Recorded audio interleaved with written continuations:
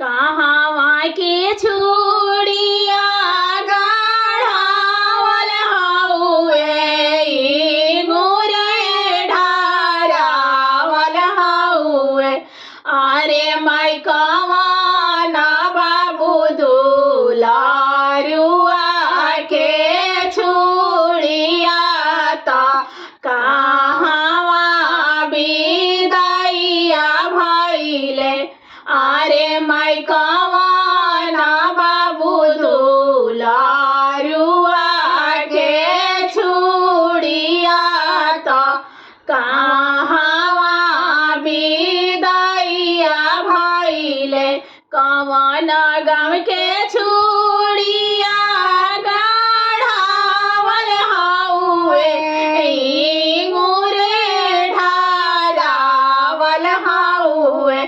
अरे मैयन जाना बाबू दुलारुआ के चूड़िया कवन गाँव बिदाइया भइले।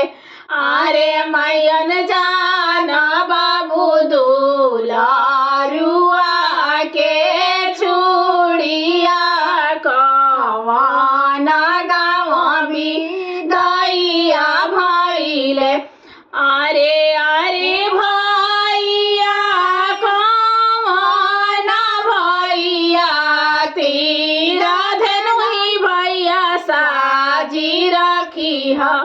अरे अरे भैया अपना भैया तेरा धनुही भैया साजी रखी है। अरे भैया आवई ता बाड़े बहनोइया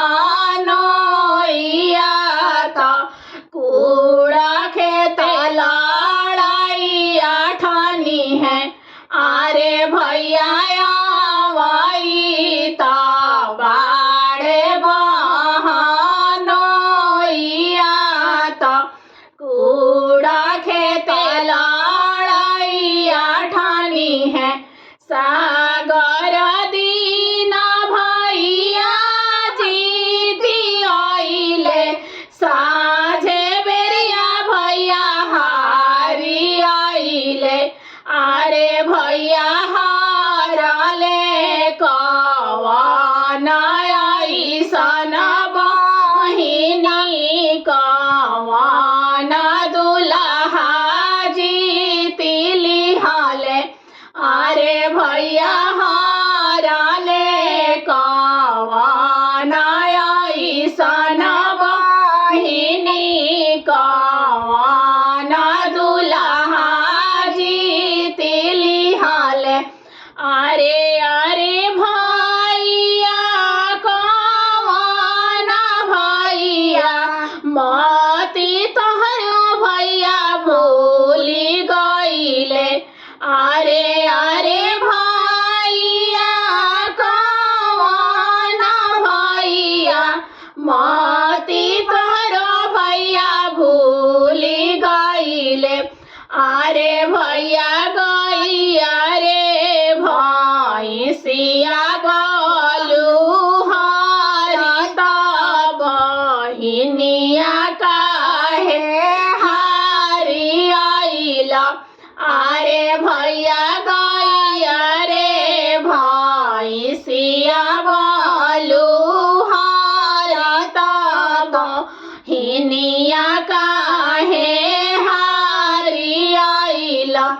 अरे भैया जांघ के तीरियावा बोलू हरता बहिनिया काहे हारी आइला। अरे अरे बहिनी कवन बहिनी मती तोहरा बहिनी भूली गइले। अरे अरे बहिनी कवन बहिनी मती तोहरा बहिनी भूली गइले। अरे बहिनी गैया रे भैंसिया घर के लाछी बहिणी पाराया धालावा, अरे बहिणी जांघ के